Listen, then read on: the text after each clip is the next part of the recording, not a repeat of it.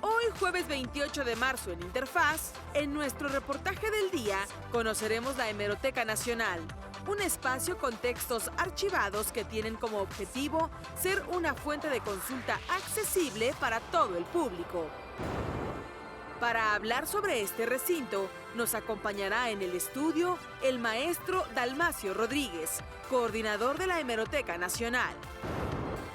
Es jueves de Rebotando Ideas y nos enlazaremos hasta Seattle con Mauricio Huesca, consejero del Instituto Electoral de la Ciudad de México, y quien participará en el Foro Internacional sobre Tecnología y Democracia, el voto electrónico para las y los mexicanos residentes en el extranjero.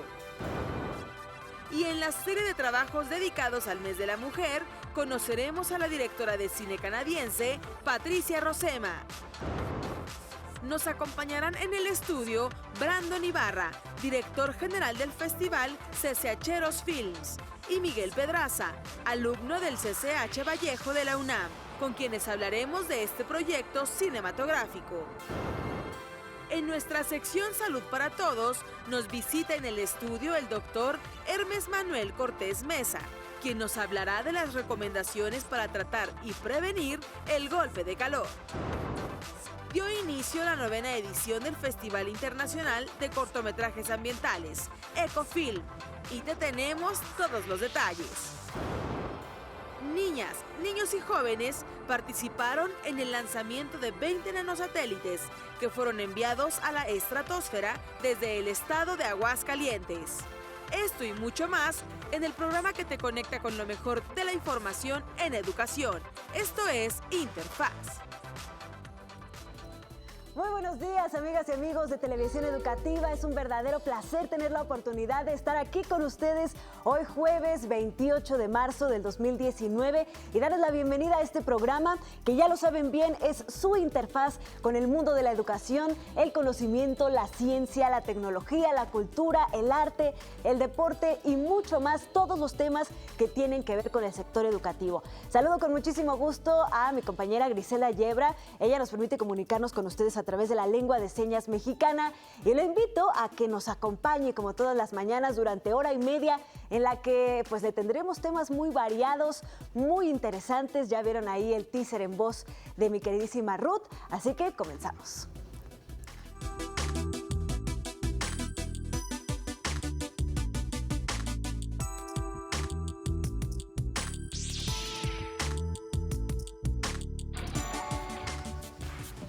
Hoy iniciamos preguntándonos cuál es el papel del conocimiento histórico en la formación de un ser humano. Para entender la realidad, obviamente, el conocimiento histórico es fundamental porque permite reflexionar sobre nuestra condición humana.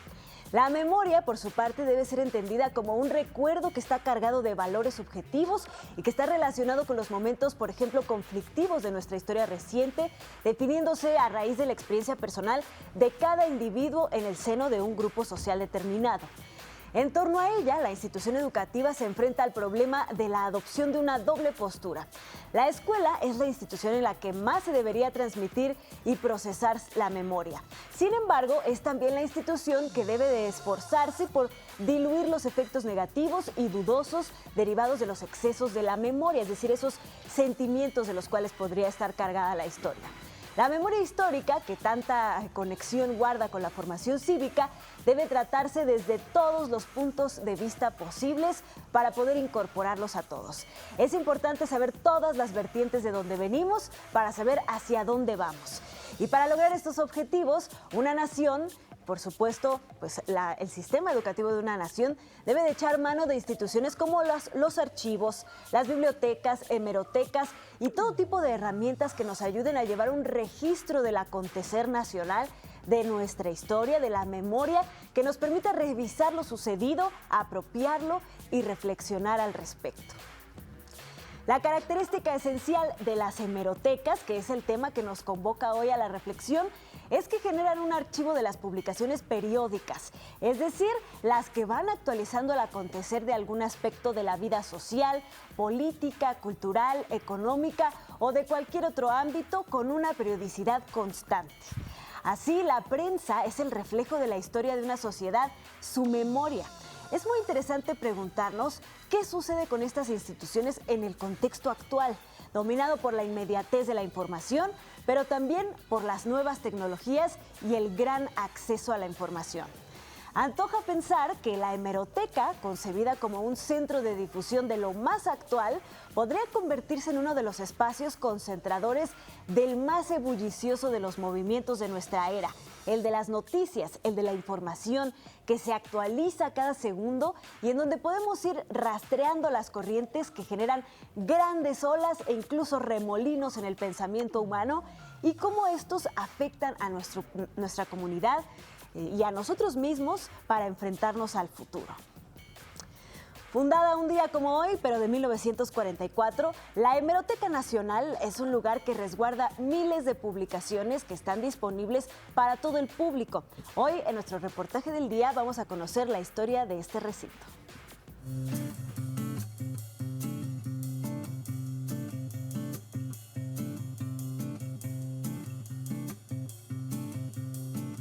Las hemerotecas son espacios que guardan, ordenan, conservan y clasifican diarios, revistas y otras publicaciones de prensa escrita. Textos archivados que tienen como objetivo ser una fuente de consulta accesible para todos.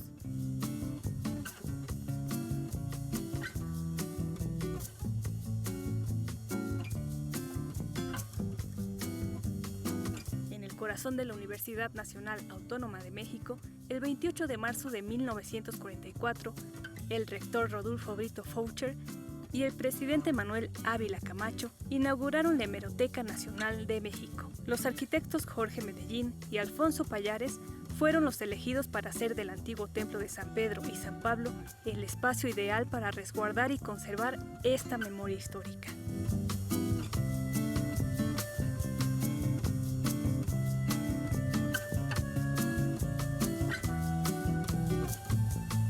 La Hemeroteca Nacional forma parte de la Biblioteca Nacional de México. Cuenta con diversas salas y áreas especializadas para realizar consultas en distintos niveles, por medio de sus diferentes colecciones. El público puede acceder a recursos impresos, electrónicos y microfilmes, salas donde se encuentran periódicos y revistas nacionales de los siglos XVIII, XIX, XX y XXI en formato impreso.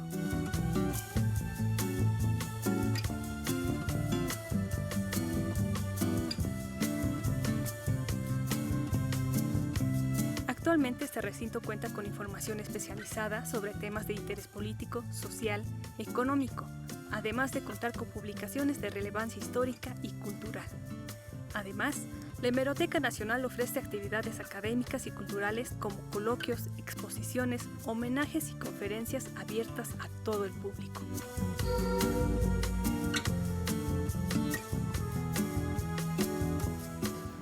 Seguramente que las noticias son el pan de cada día de todos nosotros, nos alimentamos de ellas, estamos constantemente ávidos de saber qué es lo que está ocurriendo en nuestro alrededor y por supuesto también en el mundo entero. Así que una hemeroteca debe ser un verdadero festín del conocimiento y de la actualidad.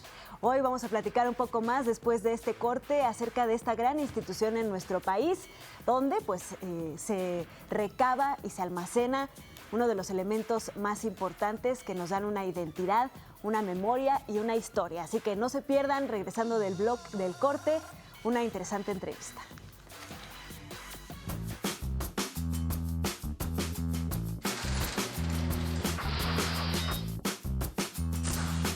En 1944 se funda la Hemeroteca Nacional en el antiguo templo de San Pedro y San Pablo, trasladada en 1979 a la ciudad universitaria de la UNAM.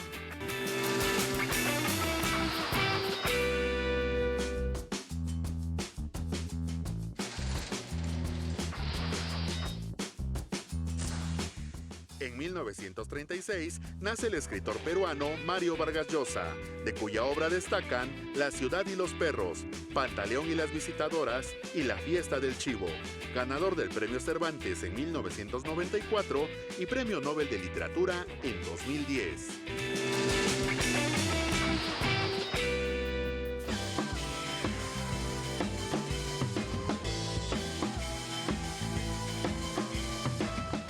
Gracias por seguir con nosotros en Interfaz. Precisamente para seguir platicando acerca de la Hemeroteca Nacional, nos acompaña en el estudio el maestro Dalmacio Rodríguez, él es coordinador de este recinto. Muy buenos días, maestro, gracias por estar con nosotros. Muy buenos días. Pues una verdadera fiesta, aunque pues se tiene que compartir obviamente con la Biblioteca Nacional. Pero ¿qué es lo que están haciendo para festejar este aniversario de la Hemeroteca Nacional? Bueno, lo que estamos haciendo es trabajar. Estamos pasando por una etapa de reestructuración en la Hemeroteca Nacional para darle un nuevo impulso. Esa es la forma como estamos festejando estos 75 años. ¿Y en qué va a residir este nuevo impulso, maestro? Bueno, hay una reestructuración administrativa, tenemos que tomar en cuenta los cambios que ha habido en los últimos años, unos cambios muy importantes que tiene que ver con que ha disminuido mucho la afluencia de usuarios, que ha incrementado mucho el acervo, que tenemos espacios saturados, que tenemos que enfrentarnos a los nuevos retos de la digitalización, de los dos medios de comunicación. Entonces en eso estamos planeando cómo enfrentarnos de manera muy eficiente en el siglo XXI. ¿Por qué considera usted que la Hemeroteca Nacional es un recinto especial para México? Bueno, desde el punto de vista documental es un centro especializado en publicaciones periódicas. Junto con la Biblioteca Nacional, digamos que tenemos todo el patrimonio documental, puede dividirse entre archivos, lo que corresponde a archivos, lo que corresponde a bibliotecas y luego lo que corresponde a publicaciones periódicas. Entonces digamos que somos la tercera parte de lo que puede constituir la memoria documental del país. A lo mejor mucha gente no va, me estaba diciendo que hay una afluencia baja de visitantes, porque no sabe exactamente qué es lo que puede encontrar o para qué le puede servir consultar la Hemeroteca Nacional. Explíquenos un poco pues esta parte tan esencial. Bueno, yo lo pondré un poco en analogía precisamente cuando se fundó en 1944, cómo se concibió. Y se concibió como un centro de información noticiosa, un centro de información cultural de todo el acontecer, de lo que se almacenó en publicaciones periódicas en el país, desde la época colonial hasta nuestros días. Entonces, mucho de la función que desempeñaba la biblioteca y sigue desempeñando todavía, aunque con menor impulso, pues es lo que hoy en día la gente puede encontrar en Internet.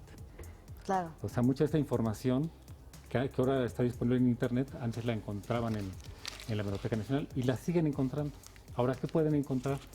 Pues pueden encontrar precisamente lo que no está en Internet y que es mucho. La gente piensa que todo está en Internet, pero no.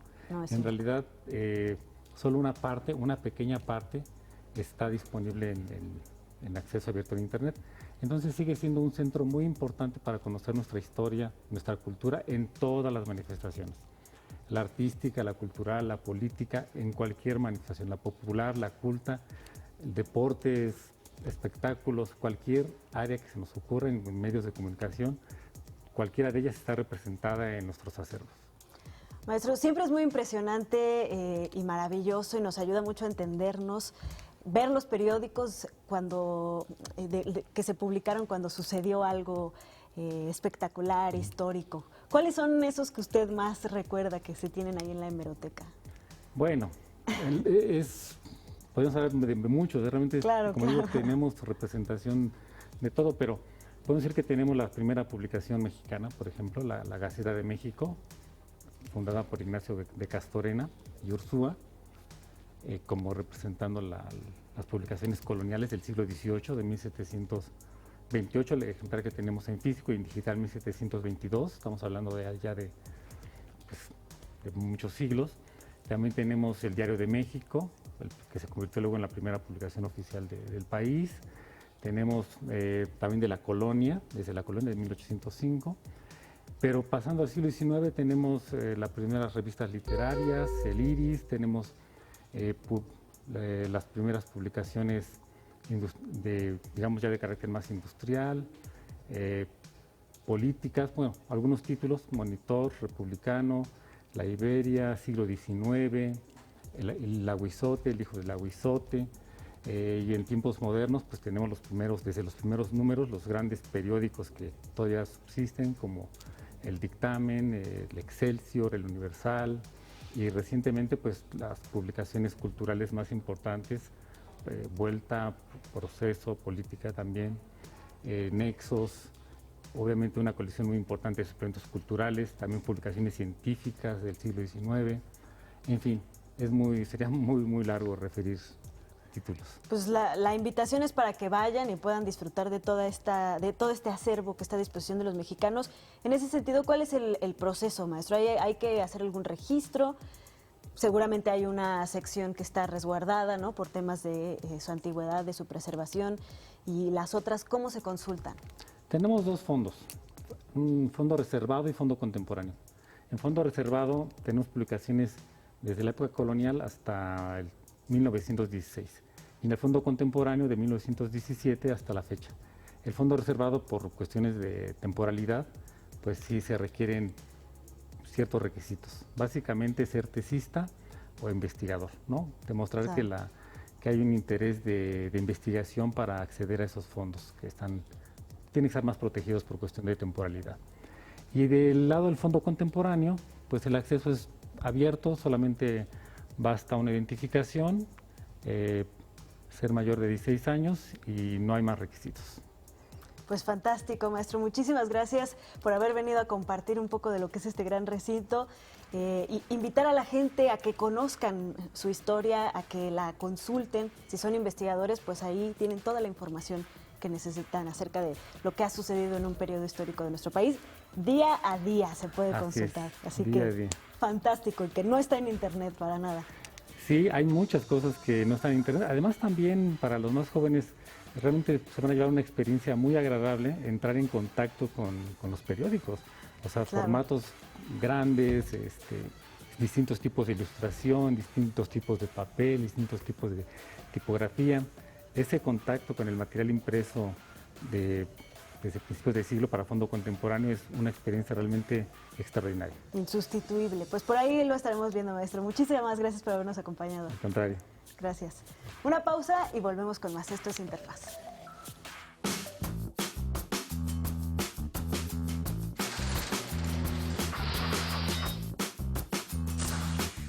En 1994 muere el dramaturgo francés de origen rumano Eugene Ionesco, uno de los principales exponentes del teatro del absurdo, autor de La cantante calva.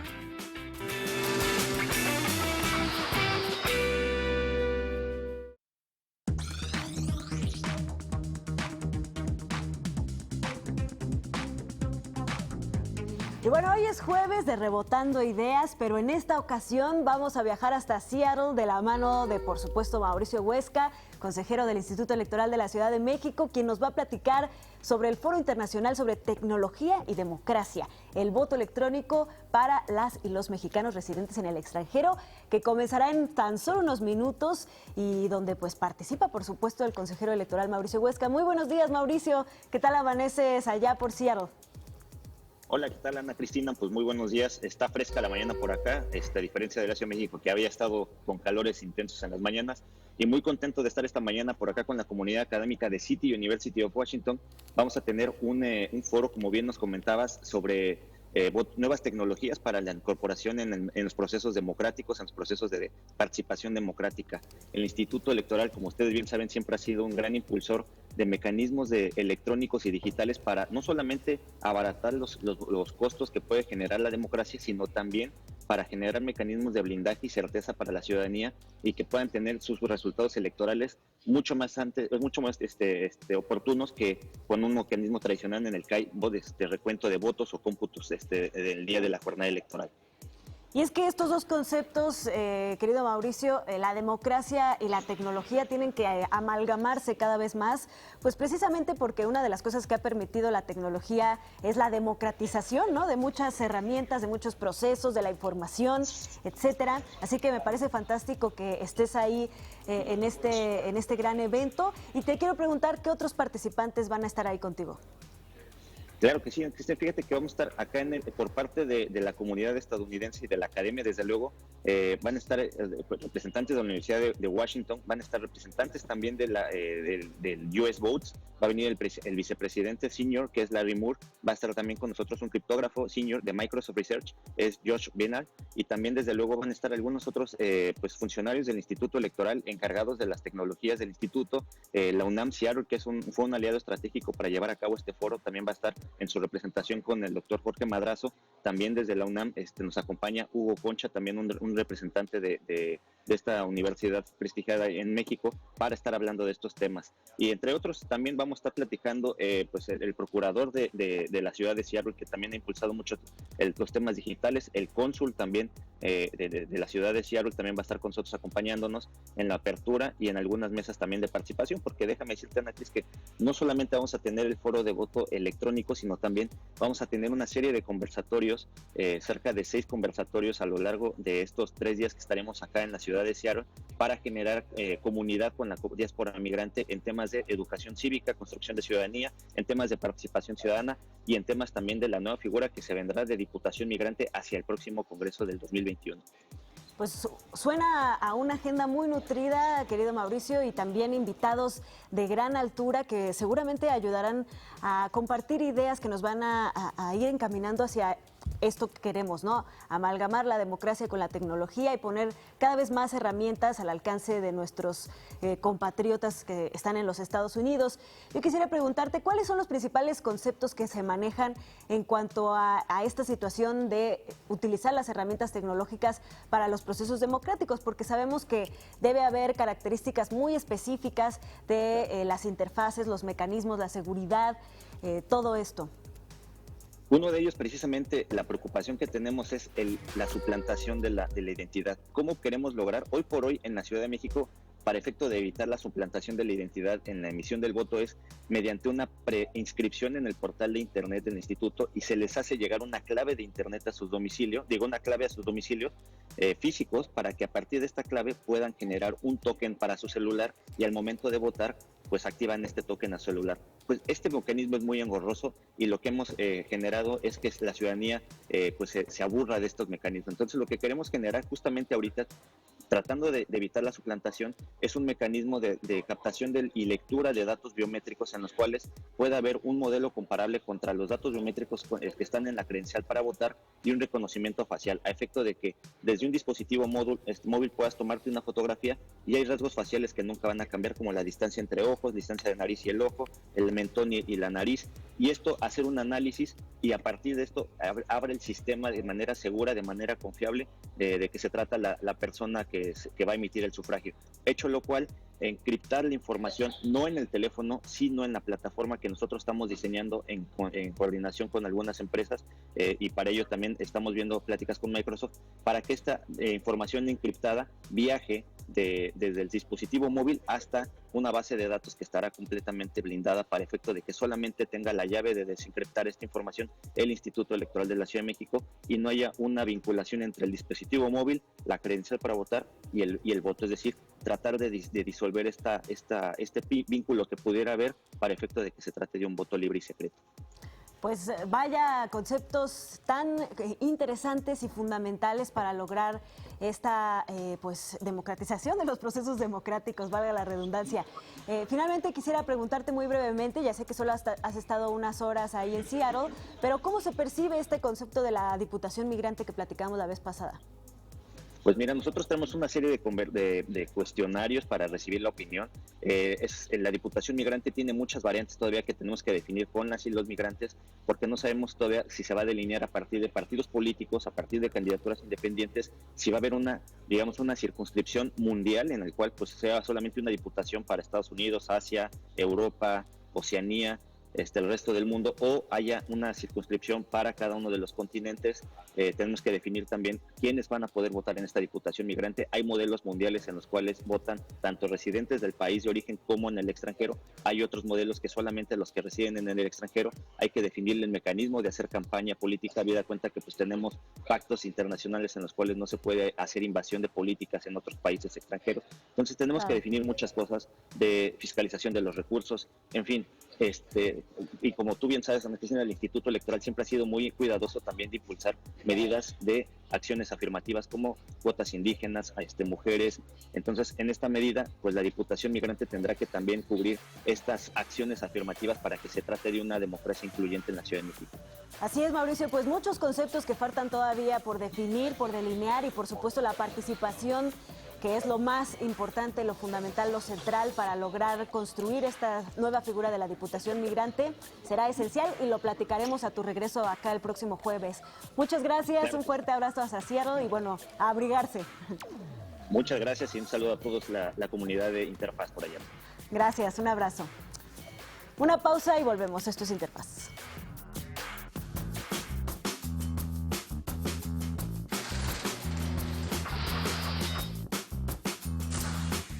En 1993 muere el director teatral venezolano Carlos Jiménez, creador del Festival Internacional de Teatro de Caracas, cuya obra se reconoce por su audacia, vanguardia, originalidad y su controversial contenido.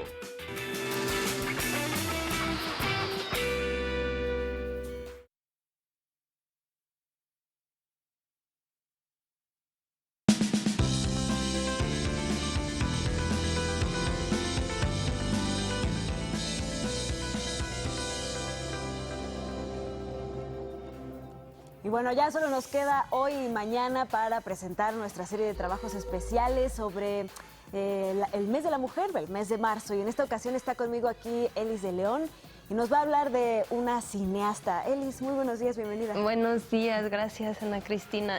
Precisamente, esta cineasta se llama Patricia Rozema, es una cineasta canadiense, hija de migrantes, y la verdad es que me pareció muy interesante su historia porque de un tiempo para acá ella se puso el propósito de hacer películas basadas en personajes femeninos. Dijo, estoy un poco cansada de ver cómo esta industria está manejada, está protagonizada por hombres, tanto frente a las cámaras como detrás de las cámaras, y en algún momento podrían ser solo mujeres, ¿no? ¿Por qué no si siempre fueron hombres por mucho tiempo? Entonces tiene como esta, es muy reaccionaria y tiene como este ímpetu de mostrarlo, como de exagerar, de jalar la cuerda fuerte, ¿no? Como para un poco equilibrar la balanza. Pues suena muy interesante, así que vamos a ver la nota, si te parece bien.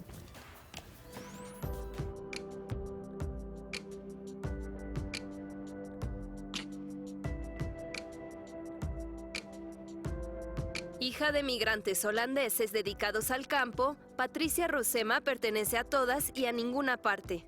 Then also female in a world that did not respect women. So, and then I am gay. So it's like in a world that said they should be killed, not killed, but at least locked away. And then a filmmaker in a country that doesn't have a huge history of fiction film. So I'm like this, I'm not even supposed to exist. Una afortunada coincidencia, sin embargo. La cineasta canadiense tiene en su haber 8 largometrajes. Ha escrito, producido y dirigido cine y televisión por más de 3 décadas, en las que el terreno no era precisamente receptivo. In my early days, I think the attitude was more of one of, closed suspicion. Where, okay, what kind of womany thing are you going to come up with now? Like, what anti-male hostile point of view are you going to have? Patricia, que había estudiado filosofía e inglés, se abrió camino en la industria cinematográfica sin titubear. Su primer largometraje fue simplemente catalogado como una de las mejores cintas del cine canadiense, una predilecta de la crítica. This whole period, few who was capable of having a profession throughout this whole period. He oído cantar a las sirenas fue rodada en 1987 y la calidad del trabajo de Patricia desde entonces ha sido su firma, su estilo y su constante. But I think part of the reason I was capable of continuing to have a career was a few things. One is that, I'm just very, very, very, very, very bloody-minded, and I don't care whether people want me or not. And I don't need their approval in order to keep trying. They show some potential, though, don't you think? But the other thing I think is coming from Canada, and Canada views my profession as more of an art form than a business. Esta percepción sienta las bases que en cierta medida optimizan el terreno para que más mujeres se incorporen a la industria cinematográfica. It's still appalling how few women have control over the camera, control over the editing and have control over the script. You know, there's much noise made about the few that do, but it's still tiny. En su opinión, Canadá, como una nación orientada hacia el arte, ofrece un entorno más amigable para las mujeres, punto al que ha llegado tras una transición que registra notables avances, pero también algunos pendientes. It's good. It's not nearly good enough, you know. Just made a film that has almost all women making it, and man, was it fun. De acuerdo con un estudio llevado a cabo en 2017 por la Asociación Canadiense de Productores de Medios, solo 17% de los directores de cine y televisión en ese país son mujeres. Aunado a ello, tampoco existe un equilibrio en los roles de poder. Certainly, just the very fact of having females be the lead characters and have the dominant voice and have more screen time, and not only be there to ask the questions and provide approval and be apprised. En su experiencia, cuando ha escrito o creado personajes para otros cineastas, ha recibido notas u observaciones que pretenden modificar el carácter que otorga a sus personajes. The note they would make on my script would be, can you make her a little less strong? Can you have her ask more questions? Can you let her be a little bit more impressed with him? And let's give him the final word, you know, over and over. They don't even realize they're saying it, but it's just I think gender allegiance is so profound that there is a need to promote our own kind.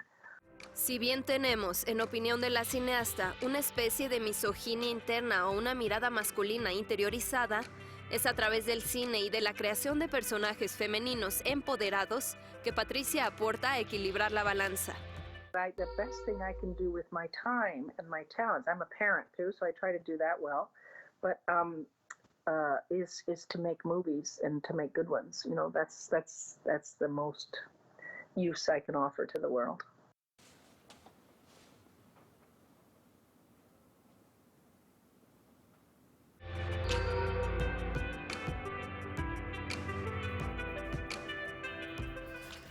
Pues muy relevante el trabajo de esta cineasta Eli. Sabemos que el cine pues es la creadora de imaginarios y de conceptos en el mundo, así que tener figuras femeninas es fundamental. Me gusta muchísimo su estilo además porque a pesar de que no es tan evidente, o sea, al momento de ver la película interioriza muchísimo los personajes, o sea, lo que llama la atención o lo que se te queda de la película es la personalidad en realidad, los sentimientos de estas chicas. Y su última película, que de hecho va a estrenar en esta Semana de Cine Canadiense, que va a estar también en la Ciudad de México, también es justo sobre dos chicas y no solo eso, sino que es una sola persona representada por dos chicas, ¿no? Y todos los altos y bajos que pueden tener en situaciones muy complicadas, ¿no? Y la verdad que se los recomiendo a todos, las películas de ella. Tiene 8 películas y ninguna tiene pierde, pues, porque si bien no ha hecho tantísimas películas a lo largo de su carrera, todas son buenas.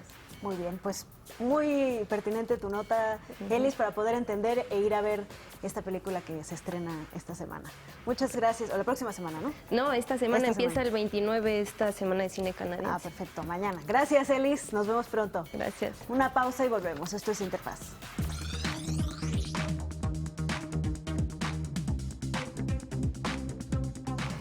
Y bueno, ahora nos toca viajar por el mundo y conocer la experiencia de estudiantes que han tenido la oportunidad de moverse de donde habitualmente realizan sus estudios para complementarlos con lo que sucede y lo que pueden aprender en otros países.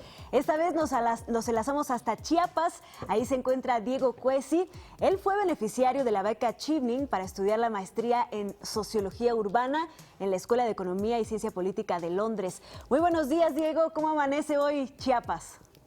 Hola, estoy en Monterrey. Soy de Chiapas, pero ahorita estoy viviendo en Monterrey. Ah, bueno. Estoy trabajando. Ah, perfecto. Muchas gracias por la aclaración. ¿Cómo amanece Monterrey entonces? Cuéntanos.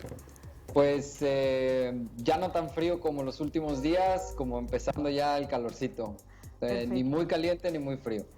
Perfecto, Diego. Pues fuiste beneficiario de la beca Chevening. Esto es un verdadero gran honor para cualquier joven.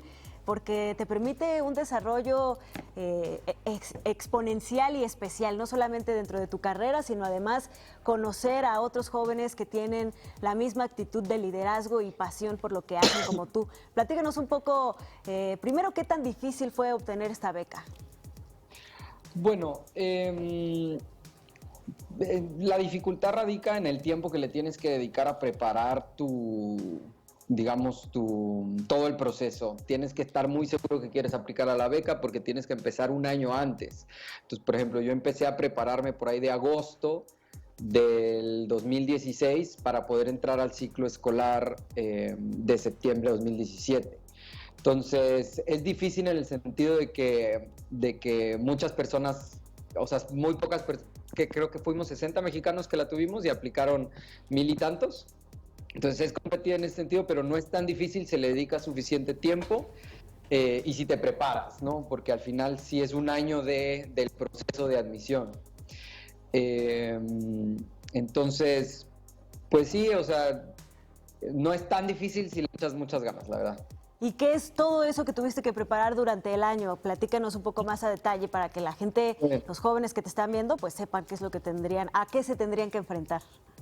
Para empezar, sí me gustaría decir que es una beca muy, muy buena, entonces vale la pena intentarlo sí o sí, porque es una beca que te cubre toda la colegiatura, te cubre toda la manutención un año entero en el Reino Unido y te cubre hasta los boletos de avión para ir y regresar. Entonces yo creo que es la beca más completa que existe para estudiar en el extranjero, hasta donde conozco. ¿Qué se tiene que hacer? Primero es darte de alta en la página de Chevening, que es una página del gobierno del Reino Unido. Necesitas escribir 4 ensayos de 750 palabras más o menos cada uno, en donde te hacen preguntas sobre por qué quieres estudiar la maestría que quieres estudiar, por qué en el Reino Unido, por qué tienes aptitudes de liderazgo y cómo vas a usar las redes de contactos que tienes en beneficio de tu comunidad. Esos básicamente son los 4 ensayos que te piden. Por supuesto, son ensayos en inglés. Después, obviamente, necesitas cumplir el requisito de que al menos una de 3 universidades del Reino Unido te acepten. Tienes que tener un buen puntaje, ya sea en el TOEFL o en el IELTS. Entonces tienes que estar estudiando inglés. Yo me acuerdo que me bajé una aplicación que se llama Magoosh, que es una aplicación que hasta funcionaba sin internet. Entonces yo la usaba en el metro todos los días yendo a mi trabajo porque vivía en la Ciudad de México. Ahí me ponía a estudiar como vocabularios un poquito más para el nivel de posgrado todos los días en el metro, ¿no? Y por último hay una entrevista. Más o menos ahorita los que aplicaron para la beca ahorita en septiembre están en la fase de entrevistas, entonces hay entrevistas en varias ciudades de México, me parece que en Monterrey, Guadalajara y la Ciudad de México, y ya te entrevista un panel de personas del Reino Unido, de México y otros exalumnos de Chevening, y pues sí es un proceso largo, pero pues aprendes mucho de ti mismo, estudias inglés, vale la pena, y eso es más o menos lo que tienes que preparar. Pues así como lo describes, y bueno, hemos tenido aquí también a algunos de los funcionarios que promueven y que están a cargo de esta beca. Suena muy fácil, pero en realidad no es nada fácil, ya nos lo dijiste, 60 mexicanos de más de 1000 que aplican cada año, y bueno, en el año en que tú aplicaste 60 fueron los seleccionados. Yo quisiera preguntarte, ¿qué crees que fue lo que tuviste tú que te hizo merecedor de esta beca? Ay, yo creo que primero me preparé, o sea, creo que ellos se dieron cuenta en los textos que recibieron, en la conversación que tuvimos en la entrevista. O sea, yo creo que se veía alguien que estudió, que estaba preparado, que no escribió el primer texto y se los entregó, ¿no? Que lo revisó muchas veces, que tuvo muchas revisiones. Igual, la entrevista yo ya venía preparado, había estudiado. Entonces creo que notaran que lo que se le estaba entregando era un trabajo finalizado y no la primera versión. Creo que eso me ayudó mucho. Claro. También creo otra cosa es que siempre he tenido muy claro que lo que estoy aprendiendo es para contribuir a la comunidad. He sido servidor público en una ocasión y ahorita otra. He tenido muchas actividades de voluntariado, entonces hubo congruencia en decirles, si ustedes me ayudan a tener esta beca, yo le voy a regresar mucho a mi comunidad, porque hay una trayectoria pues de ejemplos que evidencian ese compromiso que tengo con con intentar resolver problemas públicos, con intentar contribuir, servir. Entonces creo que es importante esa congruencia y desde el ámbito que sea, ¿no? Porque yo estudié diseño urbano y ciencias sociales, pero hay gente que estudió ahorita en el Reino Unido ingeniería en sonido o literatura medieval incluso, pero se notaba congruencia entre su deseo, por ejemplo, de expandir la enseñanza de la literatura o de entender el acervo cultural literario de México, cómo lo hacen en Reino Unido y regresar ese conocimiento acá a México, o en ingeniería en sonido, cómo empezamos a medir mejor el ruido, empezamos a fomentar mejor las industrias de la música en este país. Entonces, que se vea congruencia entre lo que has hecho con lo que quieres hacer y cómo la beca te va a servir para al final ayudar a que tengamos un mejor país y mejores comunidades, ¿no? En el área de nuestra temática. Sí, claro. Diego, pues yo creo que vamos a tener que dividir esta entrevista en dos. Hoy hablamos de todo lo que se necesita para poder acceder a una beca Chevening, que es muy importante y que qué mejor que escucharlo de alguien que ya la obtuvo. Y te invitamos a que próximamente nos volvamos a poner en contacto para que ahora sí nos cuentes de tu experiencia, de tu carrera y de tu maestría y de cómo cambió tu vida y cómo estás viendo tu vida a raíz de eso. Te mandamos un fuerte abrazo hasta Monterrey y pronto estaremos en contacto otra vez. Dale, muchas gracias. Tengan un bonito día. Gracias. Bye. Una pausa y volvemos.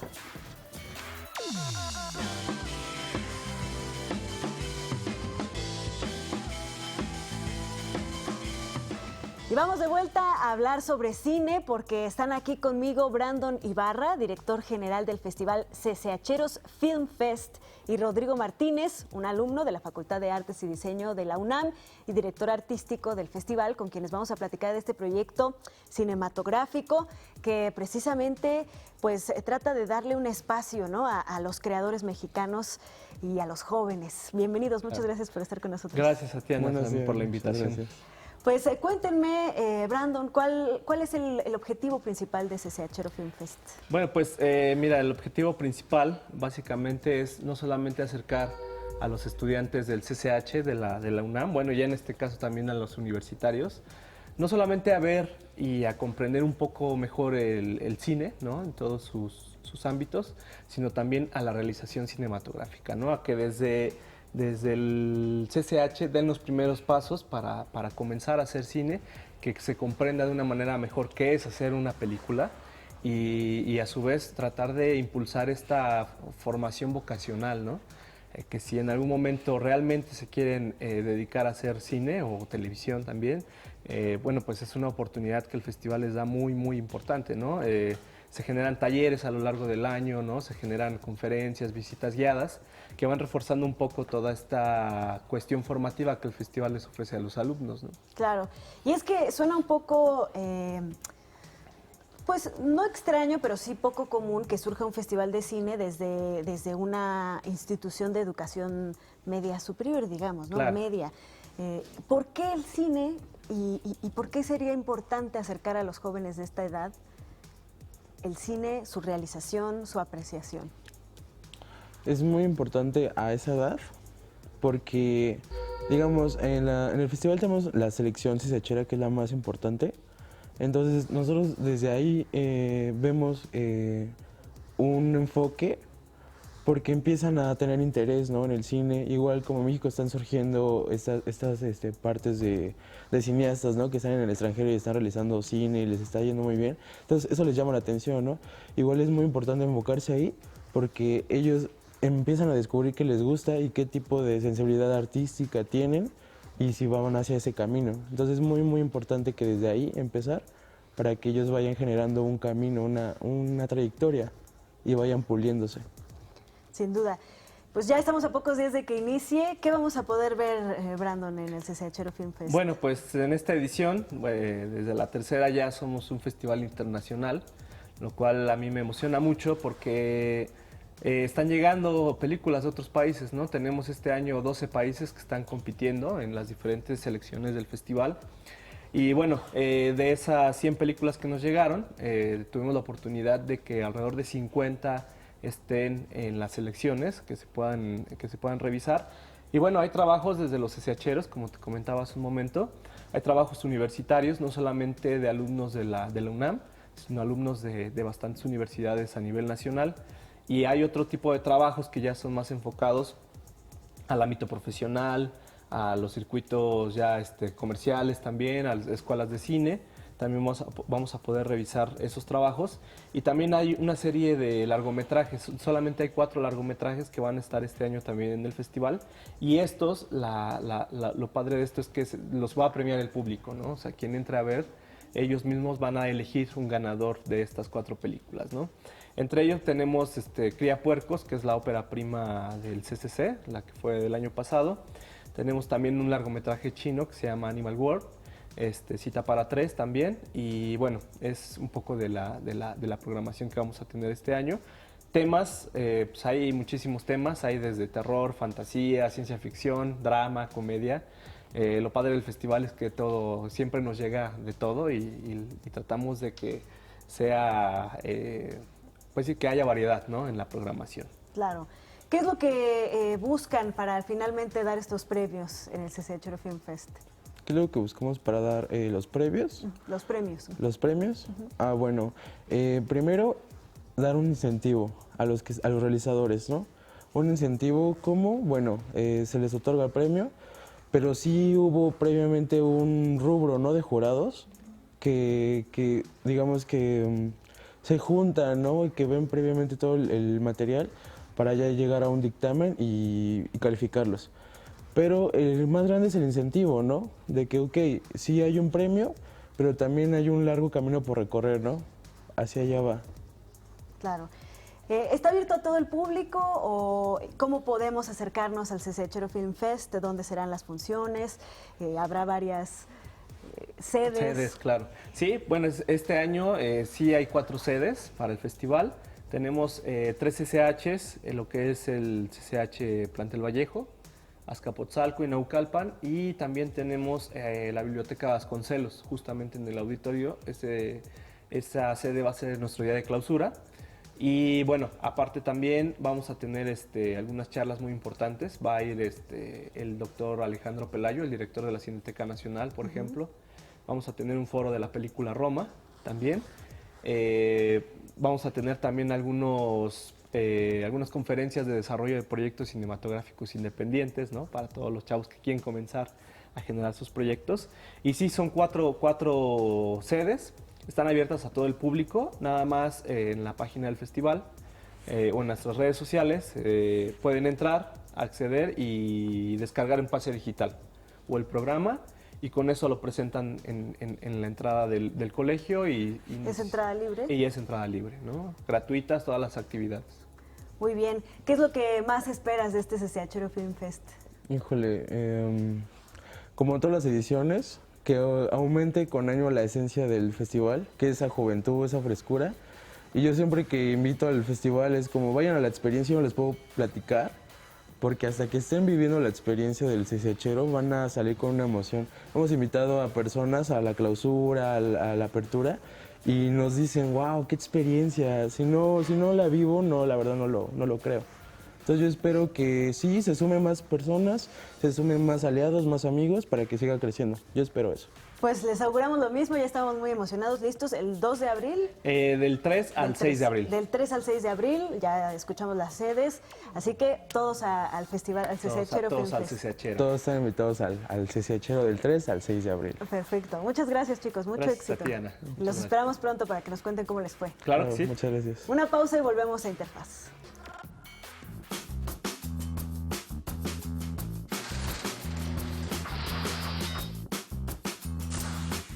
En 1935 nace la novelista mexicana Irma Sabina Sepúlveda Gutiérrez, quien se distinguió también como dramaturga y cuentista.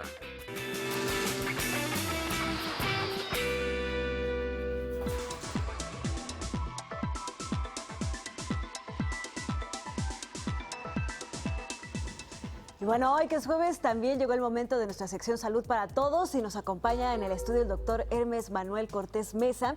Él es médico adscrito a los servicios de urgencias de adultos del Hospital Juárez de México y vamos a platicar un poco de recomendaciones para prevenir el golpe de calor, porque decíamos, doctor, en Seattle y en Monterrey amanecieron frescos, pero aquí todo lo contrario, hace mucho calor y sobre todo mucho sol, y hay situaciones muy particulares, como por ejemplo los niños en las escuelas que tienen actividad en los patios, en el exterior, y que tienen que prevenir que haya una afectación por el sol y por el calor.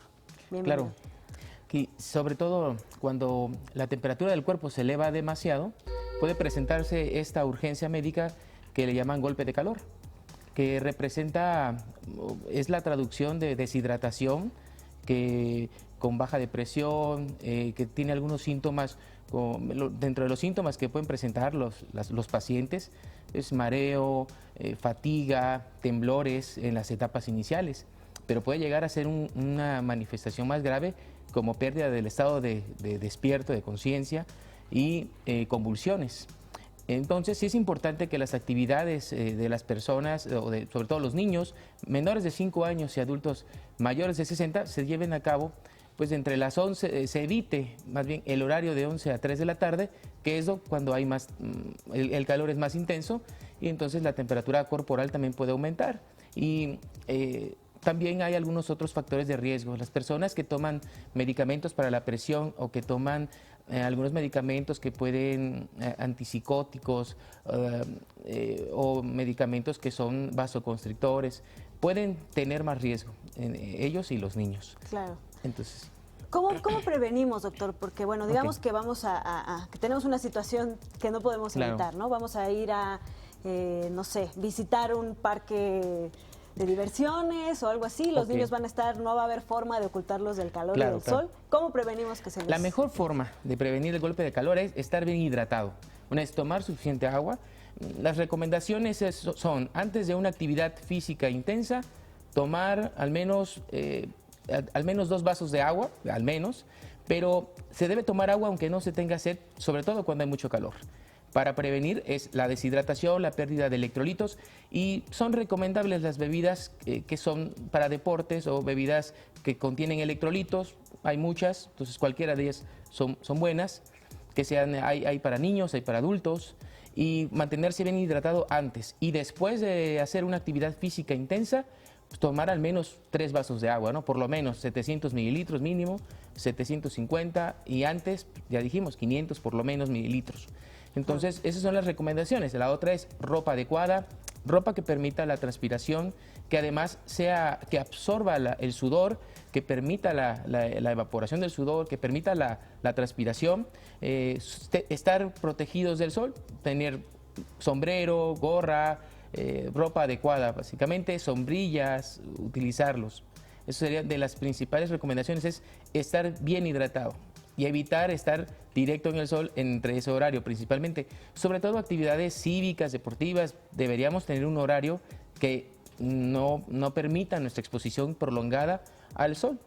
Sobre todo y por lo menos en estos meses, ¿no? Sí, donde el sol es muy intenso. Sobre todo primavera, verano, sería lo más riesgo. Sí, yo quisiera que nos hiciera la precisión, porque a lo mejor hay gente que está pensando, pues hidratado, pues me tomo unos refrescos o unos raspados, ¿no? Claro, algo así. Claro. Pero supongo que esta no es la situación para tomar refrescos y raspados. Claro, no, las bebidas azucaradas y el café no son los mejores hidratantes, no permiten una adecuada hidratación.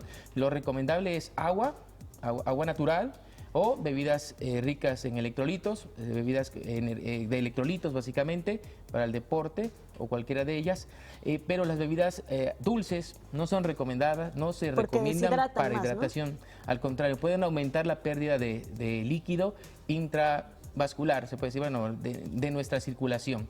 Entonces también muy saladas o alimentos muy salados o bebidas muy azucaradas sobre todo, ayudan a perder más líquido que hidratación, ¿verdad? Bueno, doctor, y ahora, pasemos al otro escenario. Ya salió el niño, ya se quedó ahí en el sol corriendo y le dio un golpe de calor. Okay. ¿Qué hacemos? Primeros auxilios en el caso de un golpe de calor es bajar la temperatura.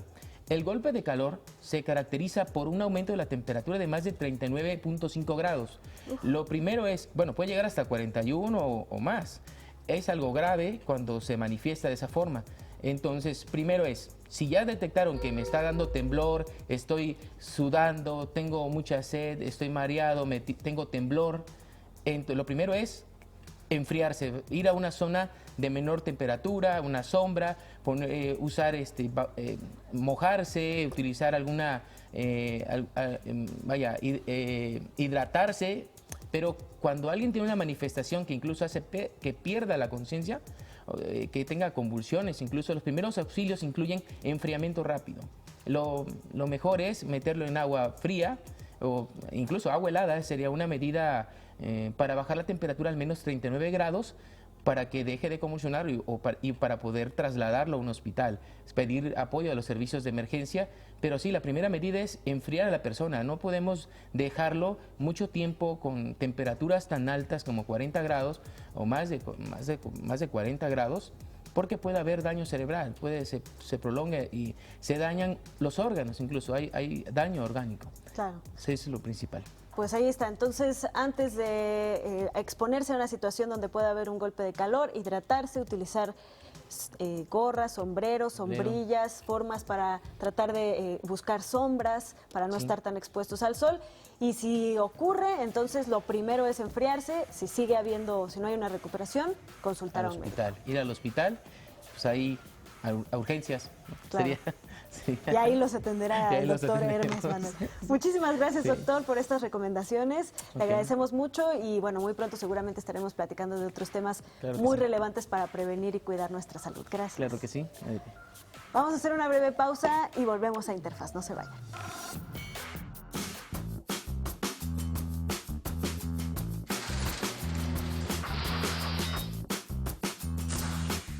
En 1994 muere el dramaturgo francés de origen rumano Eugene Ionesco, uno de los principales exponentes del teatro del absurdo, autor de La cantante calva.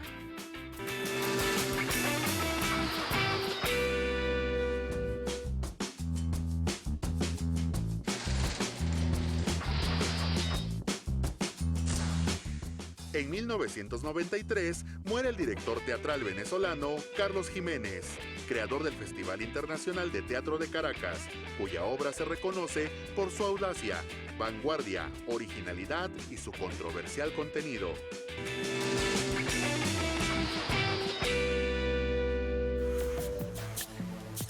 Bueno, dio inicio la 9ª edición del Festival Internacional también de cortometrajes ambientales, hoy mucho cine, y este espacio en particular busca crear conciencia sobre la problemática, por supuesto, que tenemos y que hemos causado gravemente al medio ambiente. El cuidado del medio ambiente requiere el esfuerzo y compromiso de todos. Las artes no pueden quedarse atrás. Nuestro planeta necesita de tu mejor imagen, de tus ideas y de tu voz. No hay tiempo. Y en ti está la solución. La Cineteca Nacional abrió sus puertas a la 9ª edición de Ecofilm Festival, festival cinematográfico realizado anualmente, especializado en cortometrajes con temática ambiental que tiene como misión fomentar, promover y difundir la importancia ecológica y el cuidado ambiental a través de la creatividad expresada en forma audiovisual. ¿Qué tiene que ver el cine con el medio ambiente? Pues mucho, el arte puede hacer mucho para crear conciencias y para transformar. Como ya se ha dicho, una imagen dice más que 1000 palabras, y el cine nos acerca realidades que de otra manera serían inaccesibles. Si no sintiéramos ya los efectos del cambio climático, pues el cine, pero también la televisión y la fotografía nos acercan imágenes de lo que sucede en los polos y no tan lejos con la fauna, con la flora y con la humanidad. Crear conciencia, generar un impacto positivo y trabajar de la mano con la sociedad para que se actúe y se pueda transformar ciudades con energía sostenible. Falta crear más cine con este tema y dirigido a crear conciencia en el tema ambiental, que es justo lo que hace Ecofilm a través de su concurso de cortometraje. Y el cortometraje es un formato ideal para crear historias, para crear cápsulas de realidad que ayuden a conmover, que ayuden a cambiar, que muevan la mente, pero también los corazones. Por eso respaldamos esta iniciativa de Ecofilm, celebramos esta 9ª edición que exitosamente se llevará a cabo este año, seguramente, y invitamos a participar a todos los cineastas, a los jóvenes, para que con sus historias nos muevan y nos transformen. Creemos en el talento, creemos en la creatividad, en la imaginación de los jóvenes. La Asociación Hombre Naturaleza fue fundada hace 20 años y es la organizadora de este Festival Internacional de Cortometrajes Ambientales para que por medio de la educación y la creatividad ayudemos a todos a preservar la naturaleza. Es increíble que todavía se hable del cambio climático queriendo cerrar los ojos a una realidad, ¿no? Una realidad que es galopante y es continua. Y estos muchachos que van a entrar, muchachos, cineastas, gentes que están estudiantes, que el premio sea el resultado de una gran investigación y de un gran trabajo. El país invitado este año es Chile y el estado invitado Coahuila. Un esfuerzo que estamos haciendo en Coahuila, que es muy reciente en realidad, tiene pocos años, pero que ya nos ha estado posicionando como uno de los estados que está concentrando el mayor potencial en cuanto a energía solar y eólica. Mencionó que en dicho estado se está trabajando en el parque eólico más grande de México e hizo una invitación a los concursantes. Invitamos a todos los que vayan a participar en este concurso que pues nos manden ese gran mensaje, ¿no? De que entre todos podemos cambiar nuestro planeta. La primera edición de este festival fue en 2011 y han tratado los temas del cuidado del agua, eficiencia energética, biodiversidad, residuos sólidos, cambio climático, conservación, alimentación sustentable y movilidad sustentable. Las producciones se presentan en categorías como animación, documental, ficción y campaña audiovisual. La selección oficial se exhibe en diferentes sedes durante una semana y se premia a los ganadores en una ceremonia.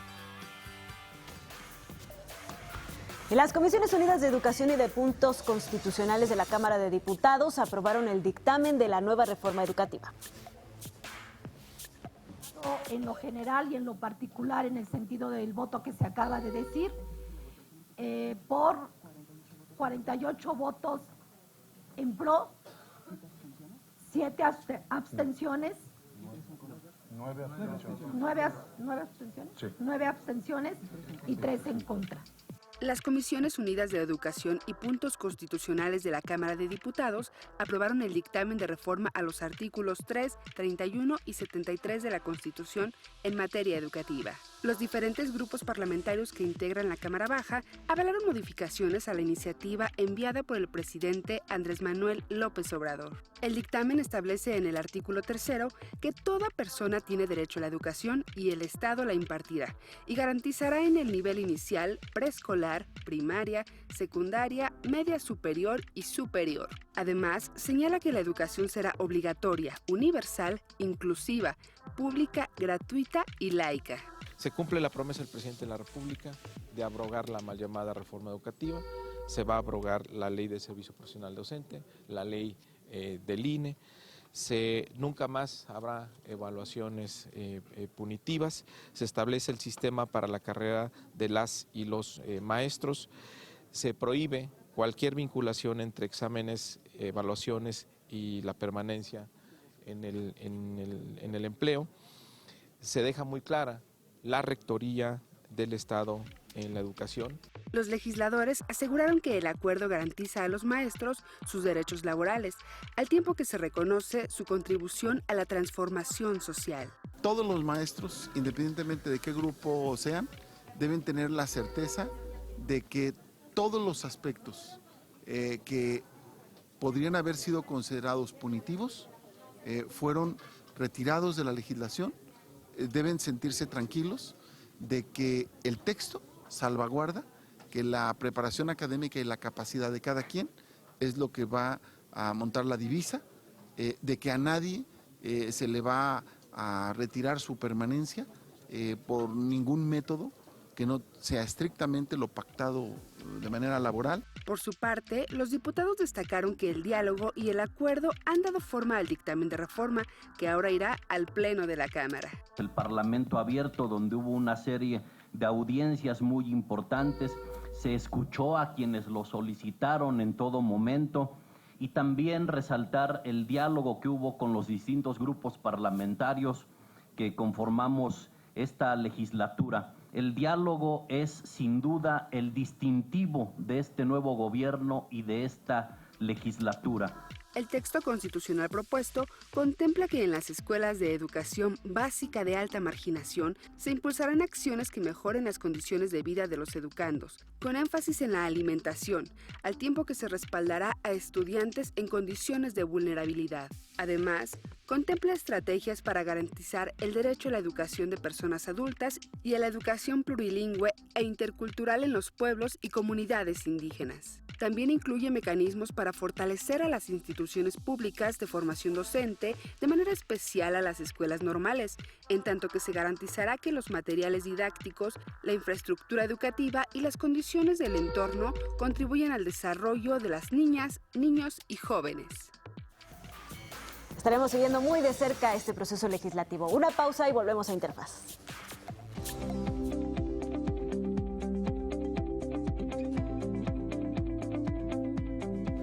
Ahora nos enlazamos hasta Palacio Nacional. Ahí se encuentra mi compañera Sharon Smog y nos tiene todos los detalles de lo que sucedió en la conferencia matutina del presidente Andrés Manuel López Obrador en materia educativa. Sharon, muy buenos días. Buen día, Ana, amigos de Interfaz. Ayer en comisiones en la Cámara de Diputados fue aprobado el dictamen para la reforma educativa.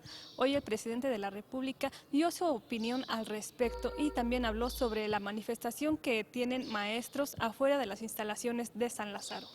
Si ya hicimos lo más importante, que es rechazar la mal llamada reforma educativa, pues que quede bien, que no haya excusas, porque hay grupos, lo digo con todo respeto, que son muy conservadores,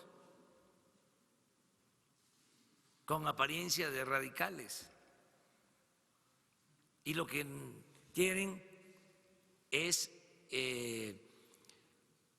hacer sentir o proyectar la idea de que somos iguales nosotros. Entonces, no somos iguales, no somos simuladores.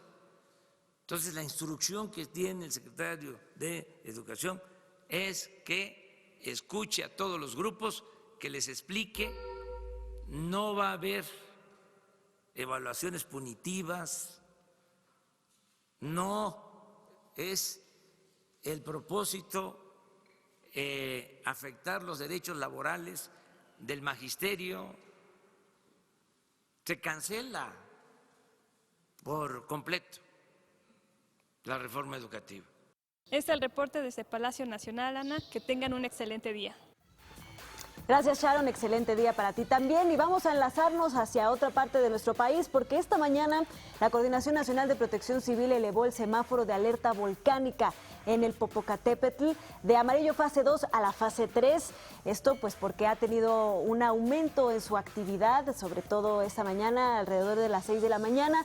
Pero vamos a enlazarnos con nuestra compañera generadora de información, Mildred Martínez. Ella está en Tlalmanalco, que es una zona muy cercana al Popocatépetl, y nos tiene más detalles. Mildred, muy buenos días.